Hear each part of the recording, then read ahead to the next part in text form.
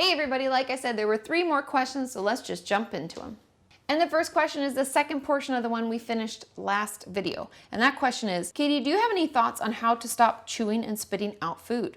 I have various eating disorder behaviors, restriction, compulsive exercise, laxative abuse, but the only one that fully annoys me is chewing and spitting out food. It's been incredibly addicting. I feel like I can't stop doing it and it drives me bonkers. Any thoughts on this? I have an old video about this and I will link it in the description. And it could be very different. It's funny because I've been making videos for such a long time that like my perspective and my experience changes over the years too. And when it comes to chewing and spitting, I don't treat it any differently than any eating disorder behavior. And so the way that I treat it is you need to stop doing it. And the way that I get my patients to stop doing things is I have them wait 30 minutes. I have you try other tools and techniques. Try impulse logs. Try writing out what it is that you're trying to express through chewing and spitting, or what things your eating disorder is telling you that make you feel like shit and make you want to engage in this. We need to try to figure it out so we can talk back to it so we can stop doing it. And I know it's like, stop doing it. That's not really helpful. And I know it won't be overnight, but treat it just the same as any of the other behaviors. We have to pause. I'd encourage you to take smaller bites. I'd encourage you to consider what you need to eat and why and how it's healthy and helpful for your recovery. Have a conversation with yourself. Eat out with supportive people.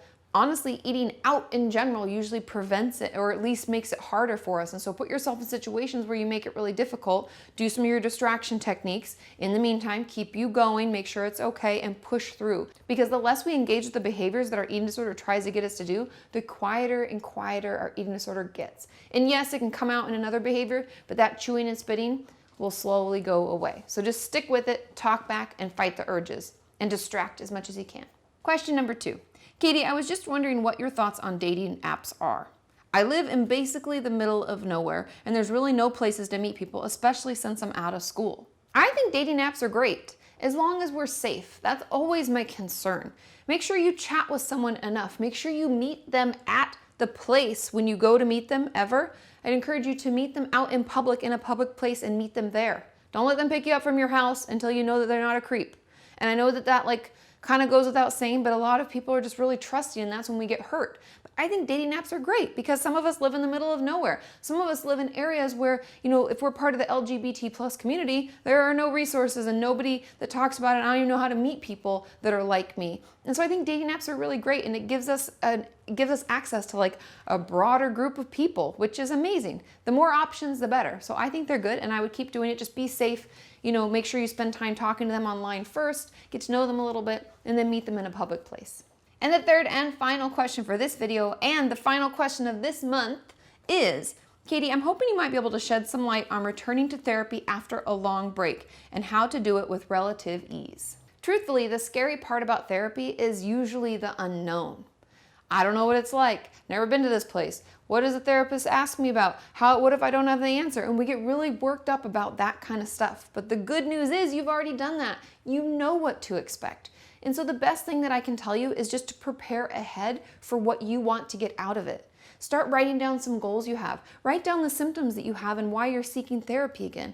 Be a little bit more focused, because I find as a therapist and as a patient, it just helps things move more quickly. It helps the first session be the most beneficial it can be and not feel so much like a first date where they're just asking you a bunch of questions and you're answering.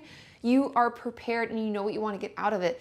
And in my experience, like as a person who goes to therapy, when I know what I want to get out of it, I feel like we're working through things quickly at the pace I can. She has homework prepared when I get there. She knows what I'm working on. And truthfully, it shortens the amount of time I need to be in therapy for that chunk before I take another break. And so writing down your symptoms, writing down the goals you have can make it really smooth. And also, if it is a different therapist and you're not going back to your same therapist, putting them in touch with one another, that is really, really beneficial, because if that old therapist has some, things that you're working on that maybe you didn't get to, or some just history and background, so you don't have to repeat yourself completely, have them fax over the authorizations, you have to sign the release. Make sure that happens so that you don't have to tell it all over again. And I think that in and of itself helps make things just a little bit more smooth. Thank you so much, you guys, for sending in all of your questions. Thank you so much for your support each and every month. I couldn't do what I do without you. Just know that I'm so very grateful. I hope you're enjoying the lenses and the live streams and all of that. And I will see you next time. Bye.